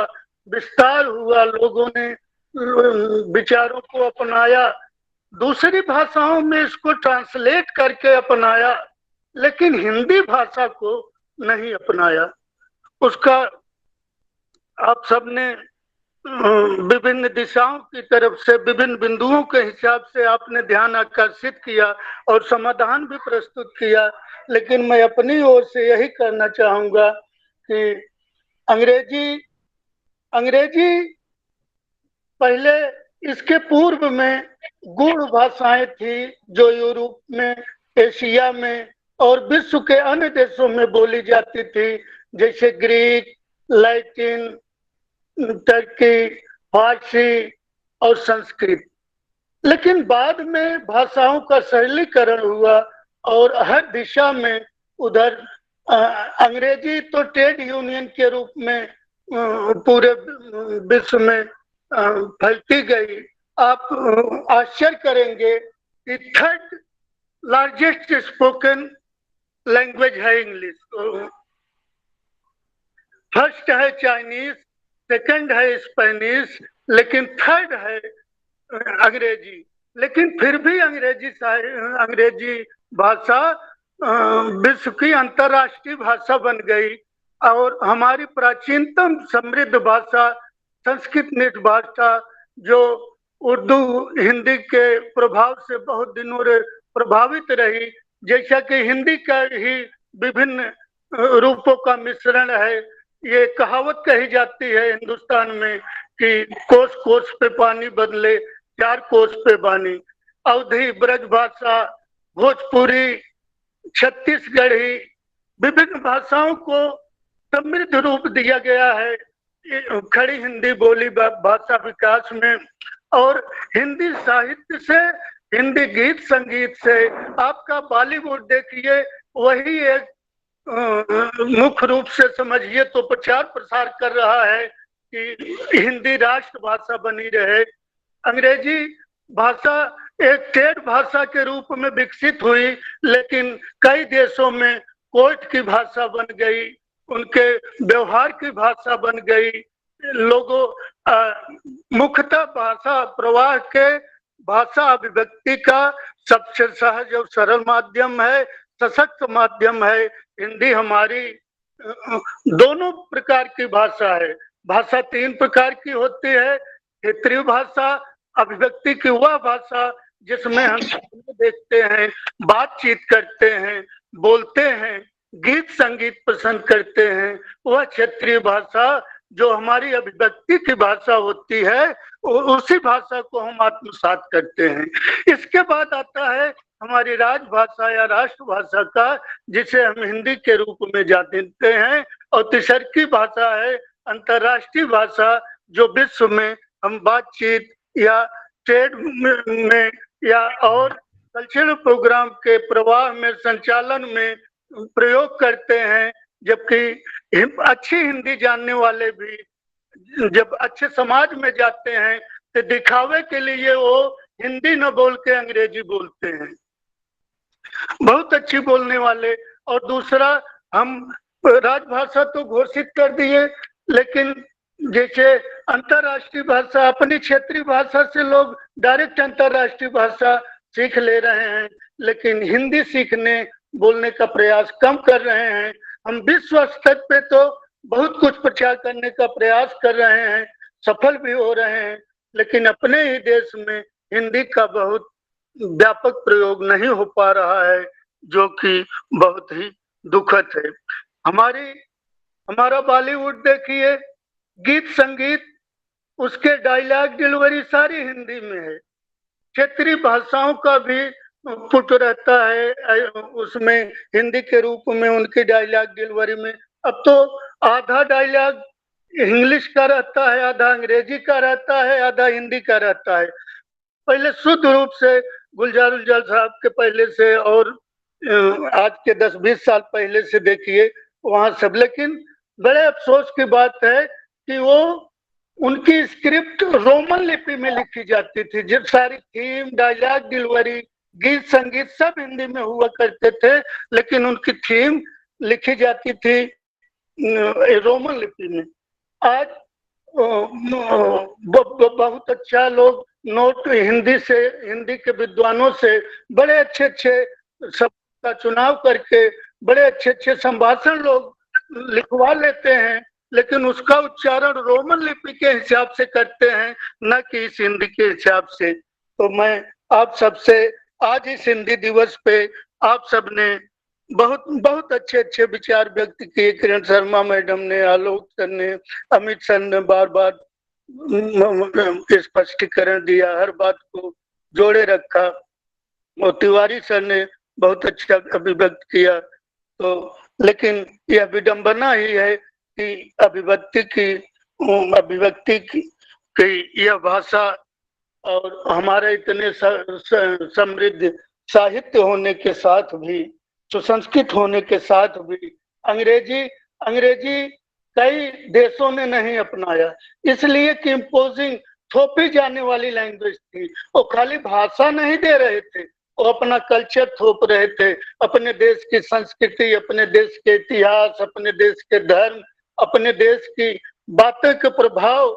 आज लोग उस अंग्रेजी से इतना ज्यादा प्रभावित हो गए कि जो बीच की भाषाएं निकली वो ज्यादा प्रभावी हो गई।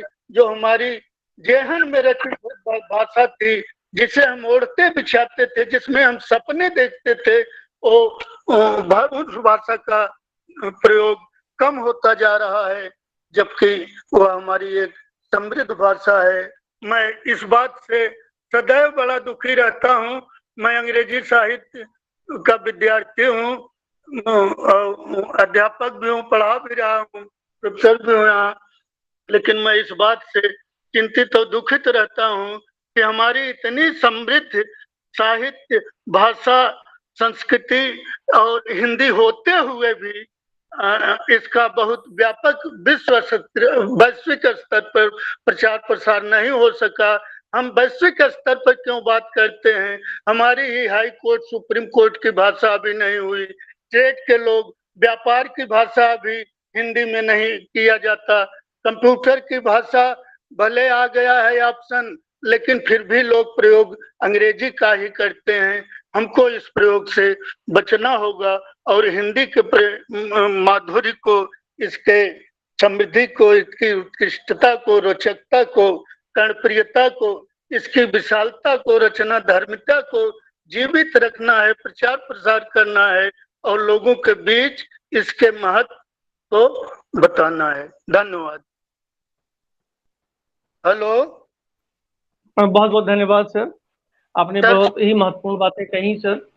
और निश्चित रूप से जो दिखावे की संस्कृति है कि कई बार ऐसा होता है कि हिंदी में अच्छी तरह से हम या हिंदी बहुत अच्छी तरह से जानने के बावजूद एक दिखावेपन या अपनी प्रवृत्ति के कारण हम अंग्रेजी बोलने का प्रयास ज्यादा करते हैं।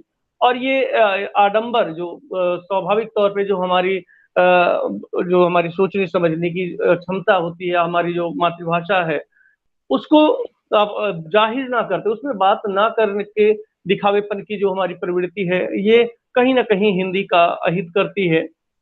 और ये भी सही बात है कि हिंदी अगर हम अंग्रेजी की बात करें तो अंग्रेजी कहीं की राष्ट्रभाषा ना होते हुए भी ये एक अंतरराष्ट्रीय संपर्क भाषा बनी हुई है। तो उसके पीछे शायद बहुत बड़ा कारण इसका यही है कि ज्ञान विज्ञान के हर क्षेत्र में लगभग अंग्रेजी की अपनी पहुंच हो चुकी है।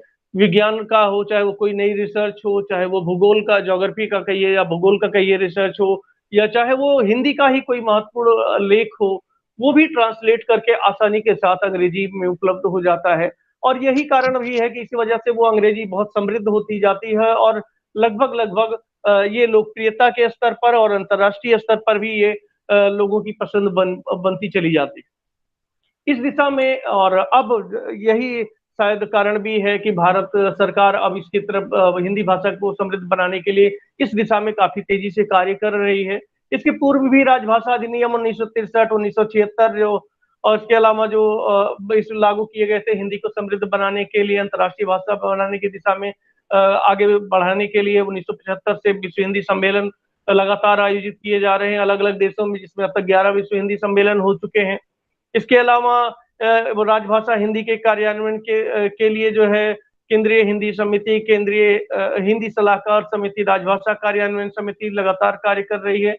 अब नई एजुकेशन पॉलिसी में तो भारत सरकार ने विशेष तौर पर यहाँ हमारी मातृभाषाओं को, हमारे देश की मातृभाषाओं को, जैसा कि मैंने पहले भी बताया था कि लगभग 197 भारतीय भाषाओं को यूनेस्को ने विलुप्त प्राय घोषित किया है। और अब सरकार इसके प्रति विशेष तौर पर सजग हो रही है। और इसीलिए जो प्राथमिक स्तर की शिक्षा, जो अभी नई एजुकेशन पॉलिसी में प्राथमिक स्तर की शिक्षा की बात कही गई, उसमें मातृभाषा में शिक्षा देने की बात कही गई है। अब ये शुरुआती स्तर है। और जो उमेश सर ने बताया कि बहुत सारे छात्र हिंदी विषय में फेल हो रहे हैं, शायद ये उस दिशा में अभी एक ठोस कदम है कि जब छात्र मातृभाषा में अपनी शिक्षा प्राप्त करेगा और धीरे धीरे ये प्रवृत्ति आगे बढ़ेगी, तो ज्ञान विज्ञान के अन्य माध्यमों विषयों में भी माध्यम भाषा के रूप में हिंदी भाषा और दूसरी जो भारतीय भाषाएं हैं उनका विस्तार होगा, उसमें वो लिखे जाएंगे। और इस रूप में अंग्रेजी की तरह ही हिंदी भाषा भी समृद्ध होती जाएगी। बाकी सूचना क्रांति के क्षेत्र में प्रौद्योगिकी के साथ जोड़ने के लिए विशेष प्रयास एक लंबे समय से हिंदी भाषा और दूसरी भारतीय भाषाओं की तरफ सरकार और विश्वविद्यालय कर रहे हैं। और यही कारण भी है कि आज हम आसानी के साथ हम ऑनलाइन ट्रांसलेशन भी करते हैं और हम कोई भी दूसरी भाषा का जो साहित्य है उसे हम अनुदित कर लेते हैं ट्रांसलेशन के लिए, अनुवाद के लिए। और दूसरे प्रदेशों में, अगर कई सारे प्रदेशों में विशेष तौर पे अलग डिपार्टमेंट स्थापित, एक अलग विभाग बनाया जा रहा है जहां पर हिंदी को समृद्ध बनाने के लिए विभिन्न विषयों के जो अध्ययन सामग्री है, पाठ्य सामग्री है, उसका अनुवाद करके इसे समृद्ध बनाया जा रहा है। प्रयोजन मूलक हिंदी की दिशा में भी अब काफी तेजी से कार्य हो रहा है। प्रशासनिक भाषा, सही बात है, अभी प्रशासन और न्यायालय में पहली पसंद अंग्रेजी बनी हुई, बावजूद इसके अब जो भी महत्वपूर्ण शासनादेश होते हैं उनका हिंदी में भी ट्रांसलेशन या अनुवाद हमारे पास उपलब्ध होता है। तो अभी इस दिशा में कार्य चल रहा है और बहुत तेजी के साथ कार्य हो रहा है। हमारे लिए पूरी संभावना है भविष्य में शायद हम हिंदी को या और हमारी दूसरी जो भारतीय मूल भाषा, भारतीय भाषाएं हैं, उनको हम और समृद्ध अवस्था में देखेंगे। बहुत बहुत धन्यवाद सर आपका। हमारे साथ हमारे हिंदी के एक बड़े महत्वपूर्ण कवि, बड़े कवि डॉक्टर सर्वेशानंद जी जुड़े हुए हैं। अभी कुछ देर पहले डॉक्टर महेंद्र कुमार सर भी दिख रहे थे। डॉक्टर सर्वेशानंद सर से मेरी आज पे उन्होंने व्याख्यान के लिए मैं उनसे पूछ नहीं पाया हूं, लेकिन मेरा अनुरोध है कि डॉक्टर सर्वेशानंद जी से कि हमारे महाविद्यालय की जो एक कह सकते हैं कि मौलिक प्रतिभा है कविता के क्षेत्र में, मैं अनुरोध करूंगा कि आप भी हिंदी विषय पर आज हिंदी जो पखवाड़ा चल रहा है इसमें जो हमारा विषय है, इससे संबंधित अपनी कुछ सृजनात्मक साहित्य, अपनी कविताएं या अपने विचार जरूर प्रस्तुत करें। आदरणीय डॉक्टर सर्वेश्वर जी। बहुत बहुत धन्यवाद सर। मुझे सुन पा रहे हैं? जी सर। हाँ, मेरी आवाज जा रही है। तो मैं सभी को सादर नमस्कार करता हूँ। प्राचार्य doctor P N. Dumre sir, doctor Kiran Sharma ma'am, Alok sir, Umesh Tiwari sir, Vinay Mishra sir, Sanjay Chaubey sir, और बड़े ही सहजता से संचालन कर रहे हमारे डॉक्टर अमित गोयल सर। और बीच में मुझे सही में मैं इस पे अवसर देने के लिए मैं धन्यवाद देता हूँ। और मैं अधिक समय भी नहीं लूंगा, न लेने का अधिकारी हूँ, क्योंकि मैंने आदरणीय किरण शर्मा मैम ने पूछा भी था कल, लेकिन विचार व्यक्त करने की कोई हमने अभिलाषा व्यक्त नहीं की। फिर भी आप लोगों को मैंने एक एक करके सुना।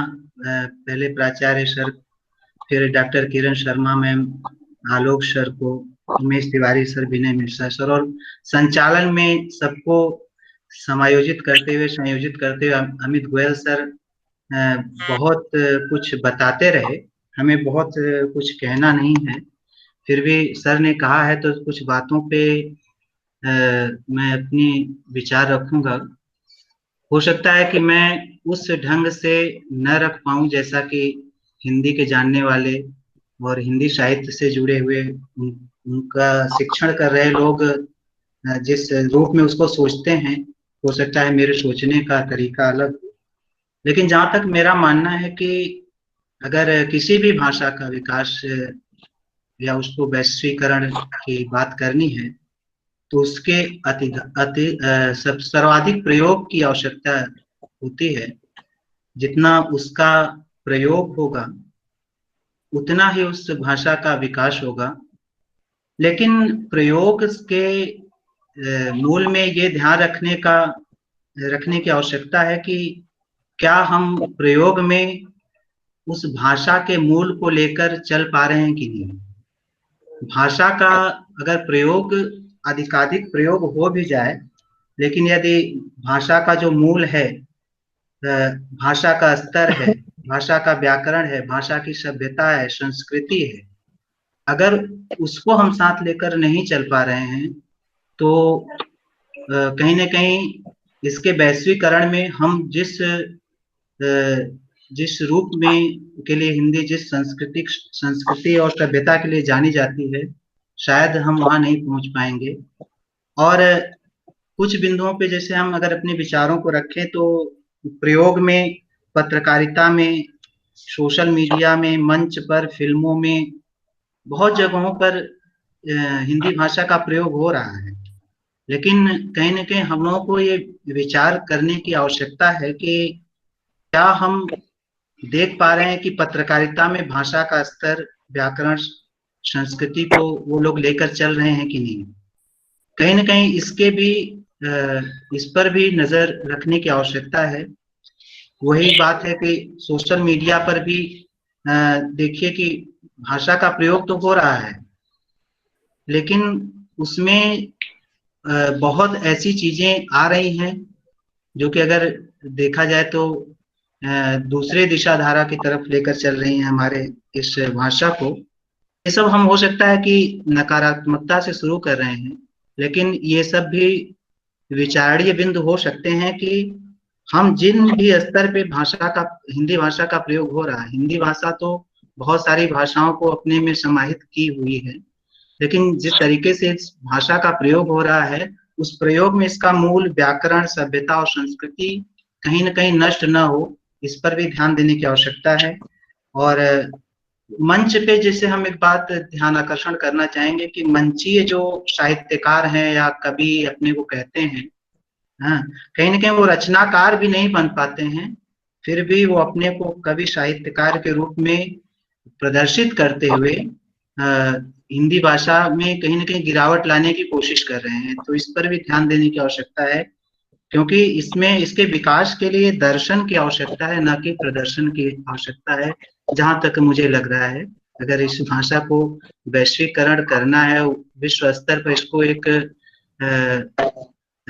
भूमिका में लाना है, इसको तो दर्शन की आवश्यकता है, न कि प्रदर्शन की। और हिंदी को अनुभूति, अभिव्यक्ति और अलंकरण में लाया जाए तो निश्चित रूप से इस भाषा के विकास में और इसके योगदान को, इसकी महत्ता को समझा जा सकता है। बस इन्हीं बातों के साथ हम अपनी वाणी को विराम देते हैं। फिर से सबका आभार, बहुत बहुत धन्यवाद। बहुत बहुत धन्यवाद डॉक्टर सर्वेश सर। निश्चित रूप से आपने बहुत ही सही कहा कि हिंदी भाषा को दर्शन की आवश्यकता है, न कि प्रदर्शन की। और हिंदी को ज्ञान से जितना इसे हम समृद्ध करेंगे, इसके साथ ही साथ जितना ज्यादा हम इसे व्यवहारिक बनाएंगे, व्यवहारिक जीवन में जो भी हम कार्य करते हैं अपने दैनिक जीवन में, चाहे वो पत्रकारिता के क्षेत्र में हो, सोशल मीडिया हो, प्रशासन से संबंधित, हमारे दैनिक जीवन एक सामाजिक प्राणी होने के नाते जो भी हमारे रोजमर्रा की जिंदगी में जो भी हमारे कार्य हैं, प्रकार हैं, उसमें हम हिंदी का जितना ज्यादा अधिक उपयोग करेंगे, निश्चित रूप से हिंदी को समृद्ध बनाने के लिए, वो उतना ही सटीक और उतना ही सार्थक हमारा। बहुत ही सही बात है सर, बहुत बहुत धन्यवाद। और ये सही है कि हिंदी के प्रसार के लिए, अंतर्राष्ट्रीय भाषा बनाने के लिए, उसे व्यवहारिक बनाने के लिए प्रावधानों के साथ साथ प्रशासनिक शासन के स्तर पर भी, प्रशासनिक स्तर पर भी और विश्वविद्यालय स्तर पर भी शिक्षण संस्थानों के द्वारा विशेष प्रयास किए जा रहे हैं। बावजूद इसके जो गोपाल सिंह नेपाली जी की मुझे एक कविता याद आती है, इसे जितना हम स्वच्छंद रहने देंगे, इसके व्यवहारिक पक्ष को जितना मजबूत करेंगे, जितना ही स्वाभाविक इसके विकास की गति को त्वरा प्रदान करेंगे, उतना ही बेहतर होगा। गोपाल सिंह नेपाली जी की कविता है कि बढ़ने दो इसे सदा आगे, बढ़ने दो इसे सदा आगे, हिंदी जंगा है माध्यम उत्पादन देश का जिसकी गंगा है, वो कान पवित्र इस सुर में, इसमें ही हृदय तड़पने दो, हिंदी है भारत की बोली तो अपने आप पनप। आपको विशेष रूप से इसमें बाढ़ नहीं लगाना है, जैसे नदियों के जितना ज्यादा उसका सरल प्रवाह रहने देंगे, स्वाभाविक प्रवाह रहने देंगे, उतनी ही सहजता के गतिमान होते हुए वो सागर की तरफ देंगे। आप अलग से ज्यादा उसमें बांध बनाएंगे, बाढ़ लगाएंगे, उतना उसकी गति को अवरोध उत्पन्न करेंगे। हिंदी के क्षेत्र में भी यही है, आप उसे व्यवहारिक बनाने की दिशा में कार्य कर सकते हैं, व्यवहारिक बनाइए। इसके लिए जितनी ज्यादा इसको खांचे में इसे उतारने की कोशिश करेंगे, निश्चित रूप से वो उसके लिए, उसकी गति के लिए, उसके विस्तार के लिए कहीं ना कहीं अवरोध उत्पन्न होगा। बहुत बहुत धन्यवाद सर।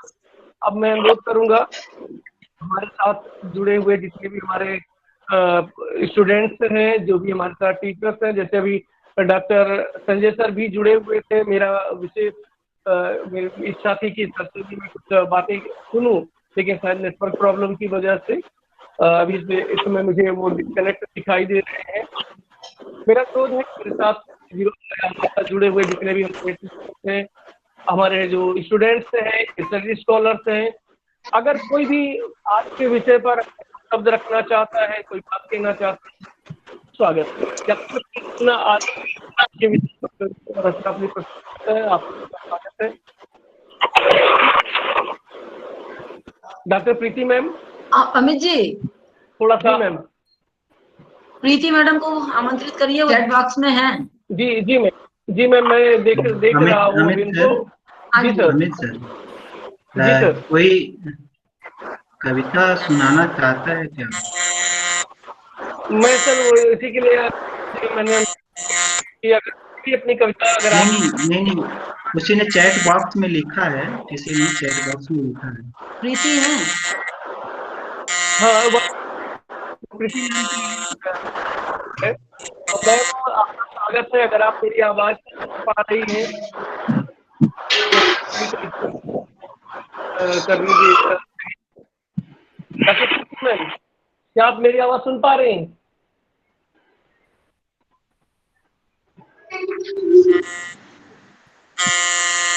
मुझे लग रहा है नेटवर्क प्रॉब्लम है। हाँ, तब तक हमारे साथ जुड़े हुए कोई भी हमारे जो रिसर्च स्कॉलर हैं हमारे महाविद्यालय के, या फिर जो भी स्टूडेंट्स हैं, टीचर हैं, किसी को अपना कोई विचार प्रस्तुत करना है?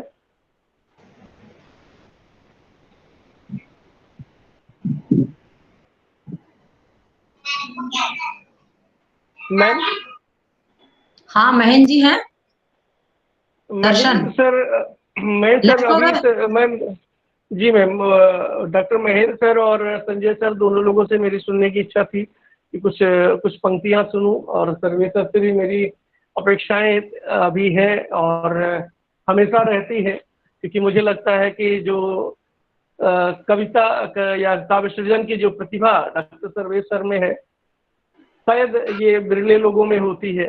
तो मेरी अपेक्षा है और अनुरोध भी है डॉक्टर सर्वे सर से, और भी जो भी हमारे साथ छात्र जुड़े हुए हैं, अगर कोई अपनी कविता सुनाना चाहते हैं, अपनी कोई रचना या बोलना चाहते हैं, प्रस्तुत करना चाहते हैं, बोलना चाहते हैं, वो चैट बॉक्स में इन्फॉर्म कर सकते हैं।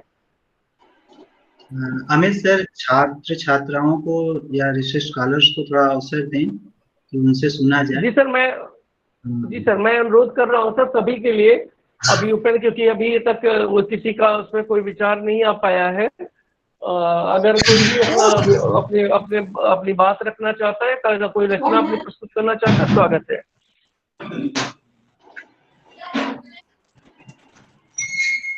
सर्वे सर?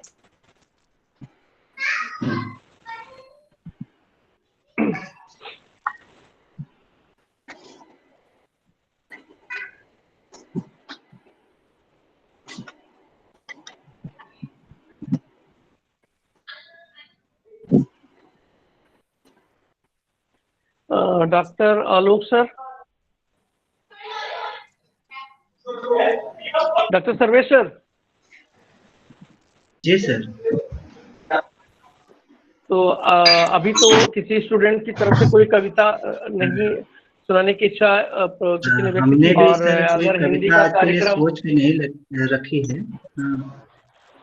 तो हिंदी दिवस पर बल्कि हमने एक कविता लिख के रखी थी, वो याद नहीं है और वो नोट हमें मिल नहीं रहा है कि इस संदर्भ में संदर्भित कविता इस समय हमारे पास कोई नहीं है सर। चलिए ठीक सर, फिर प्रतीक्षा रहेगी सर आपकी। कोई बात नहीं गोयल सर। जी सर, सब ठीक ठाक है, और जो है थोड़ा सा सर्वे सर को यदि नहीं याद है, उनके पास कविता इस समय नहीं है, तो अब कार्यक्रम को थोड़ा सा समापन की ओर ले चलिए। जी सर, बिल्कुल बिल्कुल सर। अब मैं सादर आमंत्रित करता हूँ प्रीति मैम, शायद कुछ कहना चाह रही हैं। जी मैम।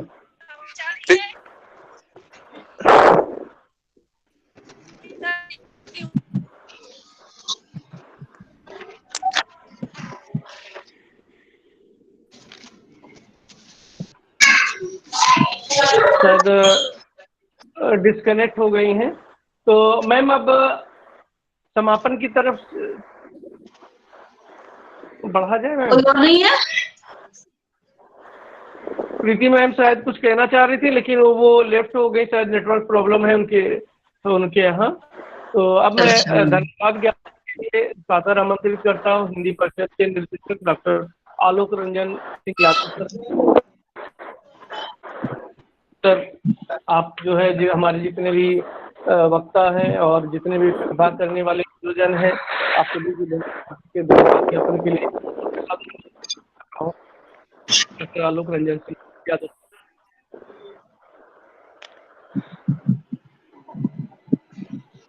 धन्यवाद अमित सर। Hello hello. जी सर।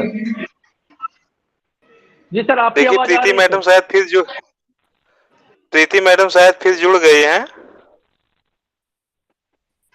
तो उनको अवसर दे दीजिए। अवसर दे दीजिए, नहीं तो अगर न कुछ बोले तो धन्यवाद ज्ञापन ही उन्हीं से कराइए। देखिए अगर तो कुछ बोलती हैं तो ठीक है, नहीं बोलती हैं तो हाँ, न बोलती हो तो फिर धन्यवाद ज्ञापन ही करवाइए। जी सर। प्रीति मैम, क्या आप सुन पा रही हैं? मैम अपना थोड़ा सा वॉल्यूम मोबाइल का बढ़ा लीजिए, आपकी आवाज थोड़ी धीमी आ रही है।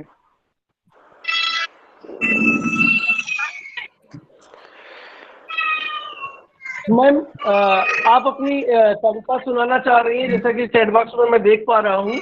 आप अपनी कविता प्रस्तुत करने के साथ ही सभी हमारे वक्ताओं का, आचार्य महोदय का और सभी जो हमारे बात करने वाले छात्र हैं, रिसर्च स्कॉलर हैं, सभी का धन्यवाद भी ज्ञापन कर दें। डॉक्टर प्रीति कुमारी मैम लेफ्ट दिख रही हैं तो कोई बात नहीं, लेफ्ट हो गए जी सर, उनका वो शायद नेटवर्क प्रॉब्लम ज्यादा है, तो आलोक सर आप ही जो है धन्यवाद ज्ञापन हाँ, कर बिल्कुल जो बिल्कुल बिल्कुल बिल्कुल हाँ बिल्कुल धन्यवाद सर, मैं ही करता हूँ धन्यवाद ज्ञापन। तो धन्यवाद ज्ञापन तो मात्र औपचारिकता होती है, बाकी कार्यक्रम लगभग अपने अंतिम दौर में है, समापन की ओर है।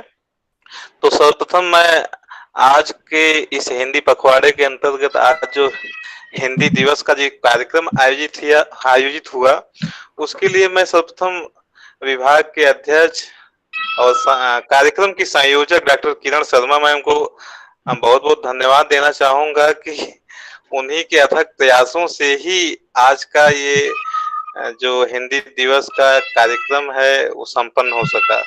अन्यथा ये ऐसे ही परीक्षाओं के इस दौर में ऐसे ही लटकता रहता और फिर कार्यक्रम के अंत में हिंदी पखवाड़ा जो है बीत भी जाता और कार्यक्रम का आयोजन भी ना हो पाता।